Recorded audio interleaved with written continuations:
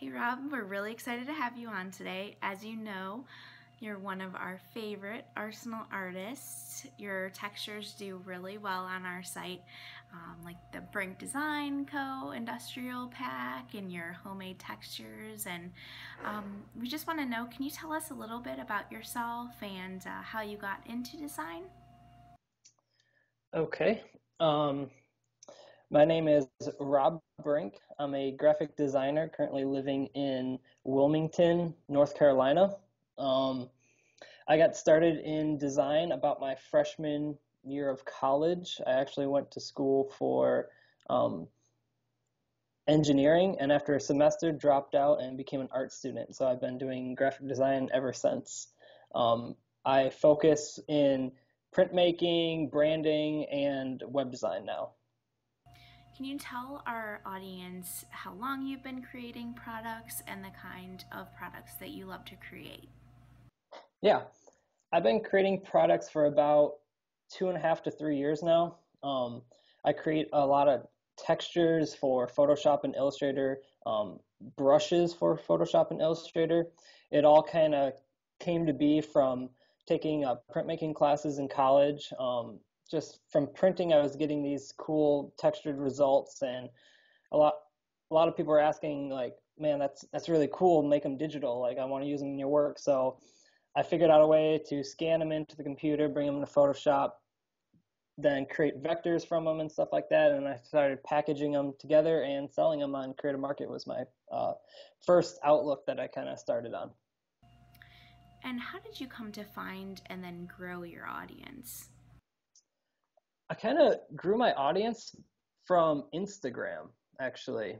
I kind of created an Instagram account just for fun to start with, and I started following a bunch of other graphic designers and artists and printmakers and stuff like that. And the Instagram community started to, everyone was posting their work, so I started posting my work and stuff like that. And people from that community wanted textures, so I'd give them my textures, and they would share it and stuff like that. So kind of through Instagram and word of mouth, people kind of, hey, those are Rob Brink's textures. Go over here to Creative Market, buy them, and stuff like that. I used a little bit of Twitter, kind of promoting my stuff, but it kind of didn't work out that great.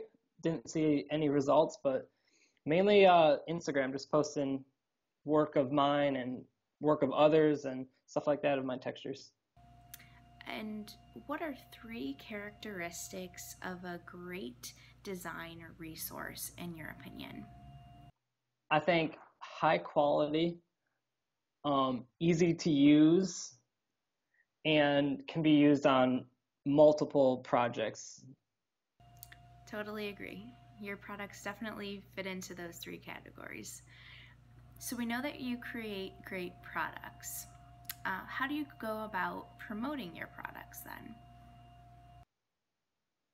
One way I've recently started is by giving away free texture packs. So I created a MailChimp account where just kind of grabbing emails and stuff, and I try to once a month send out a texture pack that has, it all depends, maybe two to five different textures. And what's unique about those is only my newsletter subscribers can get those textures. So I don't use those textures in any other products. It's just for email subscribers. So as that's grown, it's grown my business more. More people sign up just to get those free textures to start with. They use them, they like them, and then they go on to buy other products of mine. And what do you feel makes a product stand out among all the thousands of products on a site like Creative Market or iStock or the Arsenal?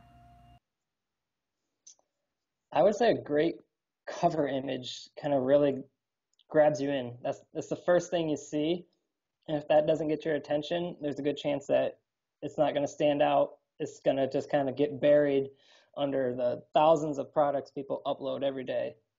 So a great cover image is what I think would stand out. Yes, hero shots are so time consuming.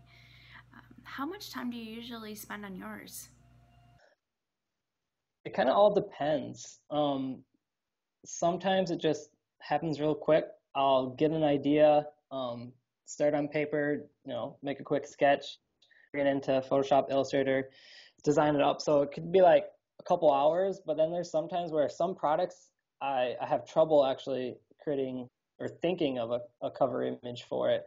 And it could take, I might work on it for a weekend and then come back to it 2 weeks later and completely erase it and change it up. And so it kind of all depends on just if I'm in that creative moment at that time or not.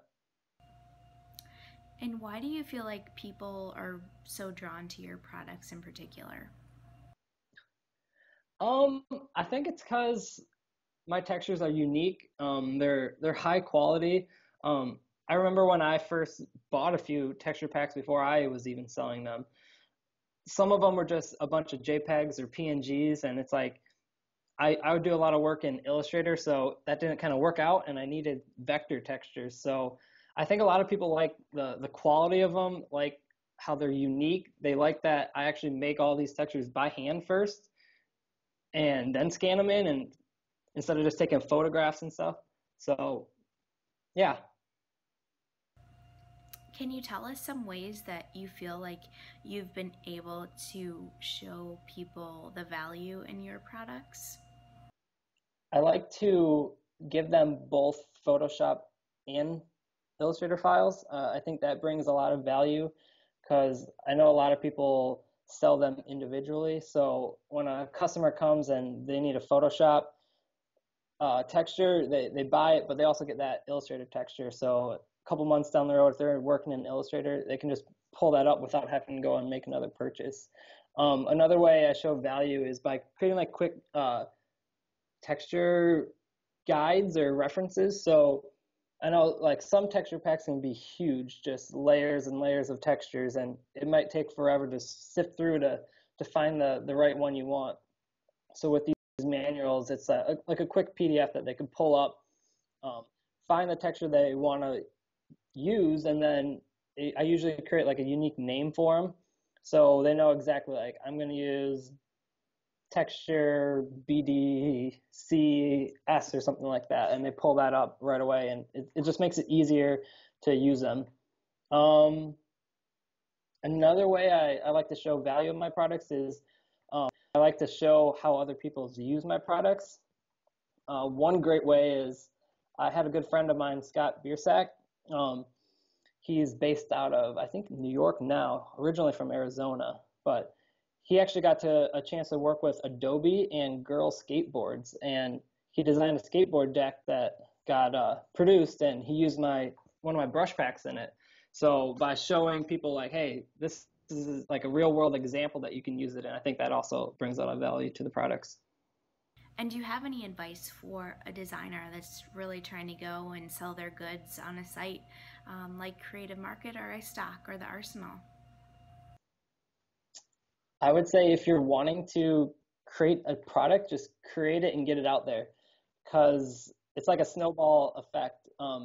You never know what can happen just by uploading a simple texture pack like I did to start with. It's became almost a full-time job for me of creating textures and managing my shop and stuff like that. So like, don't be scared just to put yourself out there and produce something. Thank you so much for that awesome advice, Rob. Arsenal fans, you can find Rob on the Arsenal, arsenal.gomedia.us, or you can find him on his Instagram at rob_brink, or you can find him on his site at brinkdesignco.com. We'll see you soon.